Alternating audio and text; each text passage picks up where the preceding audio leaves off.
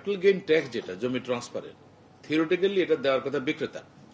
যিনি জমি বিক্রি করেছেন অনেক টাকায়, পৈতৃক সম্পত্তি অথবা নিজের জমি বিক্রি করেছেন অনেক টাকা গেইন করেছেন, ওনার পক্ষে 15% ট্যাক্স দেওয়া বা ইভেন রেজিস্ট্রেশন সময় যেটা আছে 5% ট্যাক্স, এটা কোনো বিষয়ই না, কারণ উনি অনেক টাকা পাচ্ছেন। কিন্তু আনফর্চুনেটলি এই টাকাটা পুরোটাই বায়ারকে দিতে হয়, একদম উল্টো, একদম বেআইনি কাজ।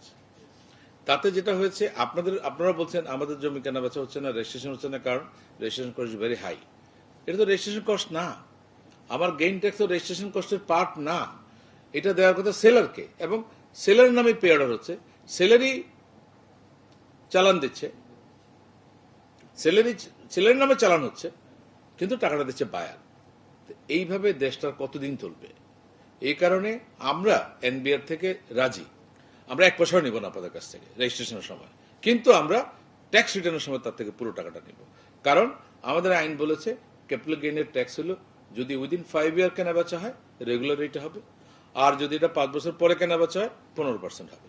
আমরা 15% ট্যাক্স নিব, আমরা আর রেজিস্ট্রেশনের কোনো ট্যাক্স নেব না। একটা ডিসিপ্লিনে আসতে হবে, একটা দেশ এভাবে চলতে পারে না।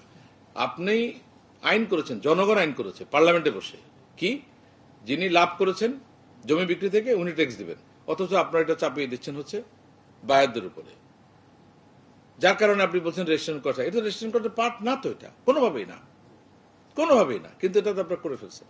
তো এইগুলো যদি আমরা একটু ডিসিপ্লিনে আনতে পারি তাহলে আমরা এটা করতে পারবো, আদারওয়াইজ আমাদের জন্য এটা ডিফিকাল্ট হবে। আর আমরা এবার ফাইনাল ট্যাক্সের কালচার থেকে উঠে যেতে চাচ্ছি, যেগুলো একমাত্র হয়তো একেবারেই গ্রাম অঞ্চলে আমাদের ট্যাক্স কালেকশন বাড়াতে হবে। তো আমাদের নানা রকমের নতুন নতুন অ্যাভিনিউ এখন আমাদের মাথায় ঘুরপাক খাচ্ছে।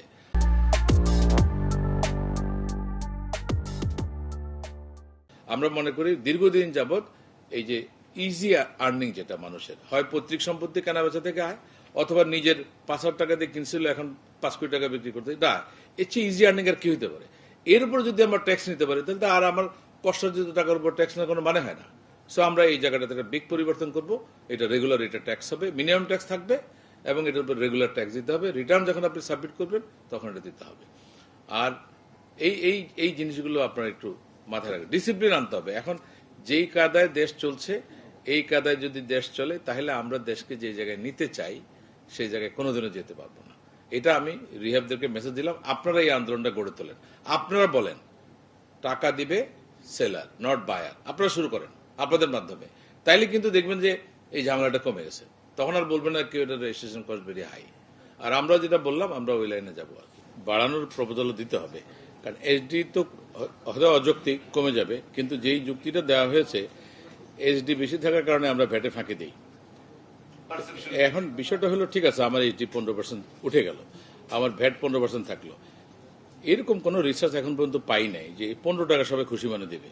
এই 15 টাকাকে কেমনে 10 টাকা দেওয়া যায়, অথবা 5 টাকা দেওয়া যায়, অথবা জিরো, ইভেন যদি জিরো করা হয় এরপরে আসবে গভর্নমেন্টের কাছে আমাকে সাবসিডি দেন, তারপরে বলবে যে আমাকে ইনসেন্টিভ দেন, তারপর বলবে যে ইনসেন্টিভ আরো বাড়াই দেন। মানে মোটামুটি ট্রেন্ড এটাই, আমাদের কেউই আমরা আসলে পকেট থেকে কোনো টাকা আউটফ্লো হোক এটা চাই না। সে কারণে আসলে সিস্টেমগুলোকেই আমাদের করতে হবে লিক প্রুফ, এটা হলো মূল জায়গা, এই জায়গায় হাত দিতে হবে।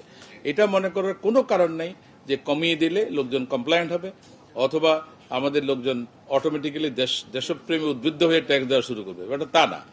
সিস্টেমগুলোই করতে হবে একেবারে, যাতে করে কেউ লিক করতে না পারে।